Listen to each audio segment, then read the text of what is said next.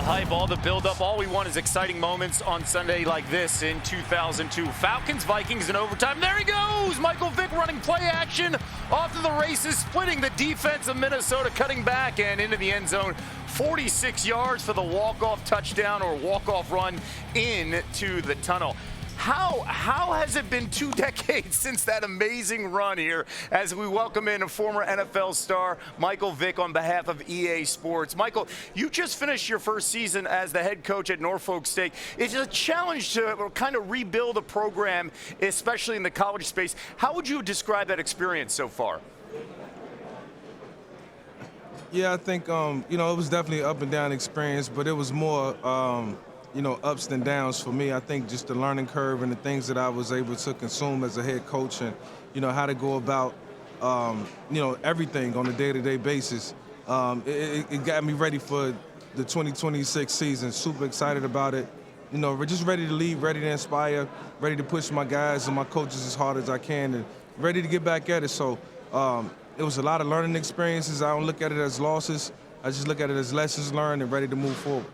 You've been very transparent, too, about the process. You've consulted with Deion Sanders here on the process of coaching. What have you learned from him in those conversations?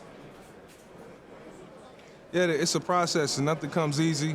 You have to do it your way, but you have to still follow the protocol and what it takes to become a successful head coach. And, so many of these guys were able to do it on their own terms. But, it takes being heavily involved. It takes the day-to-day aspirations of being great in everything that you do. And I think that, me and my staff, we had to have the wherewithal to do it. And so, we're all excited about year number 2. I just can't wait to get it going. And, all those little gems and all the little tidbit messages that I've been getting from everybody, the little bits of help that I've been getting, I'm ready to put it to use.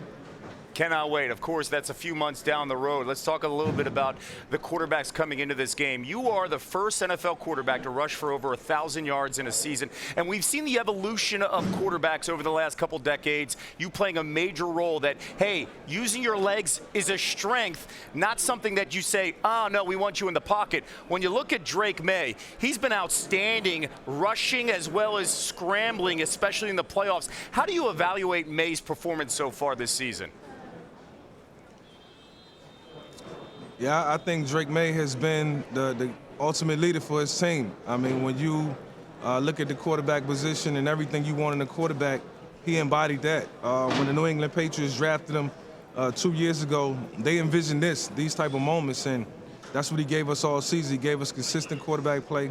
He gave us toughness and he gave us accuracy, in every facet of the game. And so, I think the New England Patriots, their organization is very proud that they made a good pick, and it's showing up in every instance right now. Let's go to the other side, too, with Sam Darnold and his journey. Former number 3 pick overall. He's in his 8th season. This is his 5th team as a pro here. As a former number 1 pick overall, you've seen the ups and downs. You've experienced that as well. What stands out to you about Darnold's journey here to get to potentially the mountaintop? Yeah, it's funny you said this is 15. 8th season, 15. I think it just goes to show that you can't give up on young quarterbacks early. You got to give guys time to mature. Got to give them time to get settled in. Got to get them with the right coaches, put them in the right situations, build around them. If you look at what he has in Seattle right now, he got, run game. He got an amazing receiver in JSN. Got a defense. And if you ask any quarterback, what their dream is to have all those things, all those variables. And Sam got that, so now he can just play a part of what needs to happen on the day-to-day. He don't have to do it all. He's got to go out and do a fraction of his job, and that's just, not turn the ball over, make plays here and there, and have fun playing the game, and that's what he's done. All right, we got our quarterback, and we broke down the 2 quarterbacks. Who do you like on Sunday and why? Yeah, man, I got mad love for both teams, man. I picked Seattle because it felt like they just ended the season like really, really hot. They beat some good teams down the stretch. They really imposed their will. They have an amazing defense. They're going to fly around. Take nothing away from New England. I think they got great defense. I think they got star players, all across the board. They got a good quarterback, as we just talked about. But, the guy like Sam Darnold is on a mission. And so when you got a guy who's on a mission at the quarterback position, you got to look out. He got a lot to prove, and I think Sunday definitely cemented for him. All right, Michael, listen, we got you here because of EA Sports, and let's talk about video games. The two greatest players in video games history when we talk about football is Tecmo Bowl, Bo Jackson, and Michael Vick, Madden. You were on the cover in 2004. Definitely. Who do you predict is going to be on the cover this upcoming season? Sam Darnold if you win the Super Bowl. but I'm gonna go with JSN. Like I know how Madden think. I know how those guys think. They like to throw guys up there. Not to say that Sam don't got no swag, but JSN had an amazing season this year, and it's always good to see a receiver or a defensive back or somebody from a different position on the cover. We get used to seeing the quarterback, so let's switch it up. Let's go JSN. I'm with you on that. We had Saquon last year, some love to the running back. Now let's mix it up and give it to a wide receiver. Yep. And if he were to win this past weekend or this coming weekend, it's well-deserved. Hey, it's so great to see you, Michael Vick. Thank you for joining us here on behalf of EA Sports. You too. Last night, Drake Maye just missed out on winning the NFL MVP, but Sunday night, he can become the youngest quarterback to win this Super Bowl at age 23. Sam Darnold, just the third quarterback in NFL history to start a Super Bowl in his fifth team or later, looking to be the first to win it.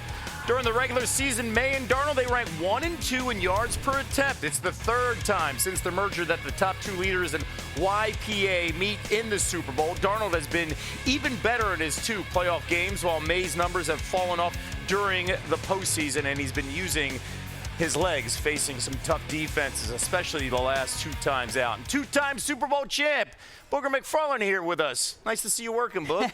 Dan Orlovsky also on the set here. You don't leave. You stay here in the beginning, and you're just everywhere. You're the Iron Man. How come he gets to open up with two-time Super Bowl champ? Because he has the rings. Yes. What would you like to say for you? That's probably fair. Yeah, two-time take appearance, Dan Orlovsky. That's where we're at. Hey, I can give you some kudos. The guy that ran out of the back of the end zone. I was going to say that, but I didn't. The one who was left. You're the one at this company who hadn't gone there.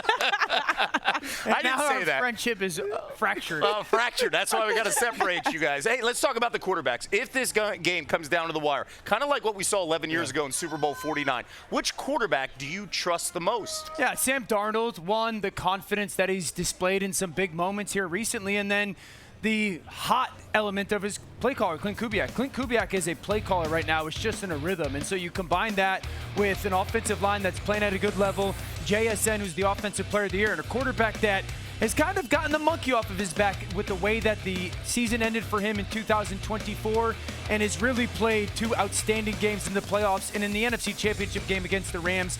It's the career game for him. If he can replicate that throughout that game and certainly late in the football game, the Seahawks are going to be Super Bowl champs. Well, I love when you're wrong. The question was, if the game is close, which quarterback do you trust the most? So if the game is close, that means, in my opinion, Sam Darnold's thrown a couple of picks. There have been a couple of turnovers. That means Drake Maye's having a better day. And I trust Drake Maye more in that situation than I do Sam Darnold for a number of reasons. Number one, he's the most accurate deep ball thrower down the field. And if this game is close, I want the dual threat ability of Drake Maye. We all know what he's done running the football and using his legs. And so I'd rather have two bites at the apple, one with the arm, one with the legs. I think Drake Maye, if this game gets in a position where it's close in the fourth quarter, I'll take Drake Maye because the only way it is close in the fourth quarter is Sam Darnold has made a couple of turnovers. That is interesting. Yeah. The two-time Super Bowl champion as a defensive player is betting against the best defense in football late in the game. I'm betting against the quarterback. Yeah, Okay. the question was about We're going to get the defense in a moment. yeah, let's talk about the other intriguing matchup that you're looking forward to, Dan. Yeah, I'm fascinated to watch Josh McDaniels in this New England offense versus Mike Macdonald in this Seattle defense. And I think the big thing is this. Josh McDaniels has to get Mike Macdonald to blitz. This is a defense in Seattle that likes to play with 4 men at the line of scrimmage, 7 guys in coverage, allow that defensive line to dominate. If you can get him uncomfortable and pressuring and blitzing, that signals to you, I've got him. He's worried. He's not comfortable calling his go-to play calls. And so can Josh McDaniels not waste plays? That's going to be a huge part. You only get so many opportunities against this elite defense to, hurt them. Can this offense in New England, when the opportunity is there, because there will not be more than 3 or 4, can they hit it? And then Can you get Mike McDonald to be like, you know what? They've got me right now. I got to send pressure to make them uncomfortable. That's the game within the game I'll be fascinated by. You know, it's amazing how this works out. The guy who's least handsome between he and I talks about the sexy stuff, and that's Dan. I'm going to talk about the things that are unsexy. And to me, that's the guys on the line of scrimmage. Yourself. I think, not me. I think if you're Seattle, those guards, Gray Zabel, Sure. Anthony Bradford. If you're New England, we got to take advantage of those. Christian Barmore, Milton Williams. If they can control the line of scrimmage with those defensive tackles, and I'm going to tell you, I don't care who the quarterback is, Joe Montana, Patrick Mahomes, Dan Orlovsky, doesn't matter. Interior pressure changes things. And if Milton Williams and Barmore can wreck those two guards, and we're going to take turns lining up against Anthony Bradford. Yeah. I think Gray Zabel has been pretty good, but we're going to see if Anthony Bradford is ready for the big time. That's a matchup that I can't wait to watch inside that nobody's talking about. We talk about the sexy stuff. I want to talk about the interior line.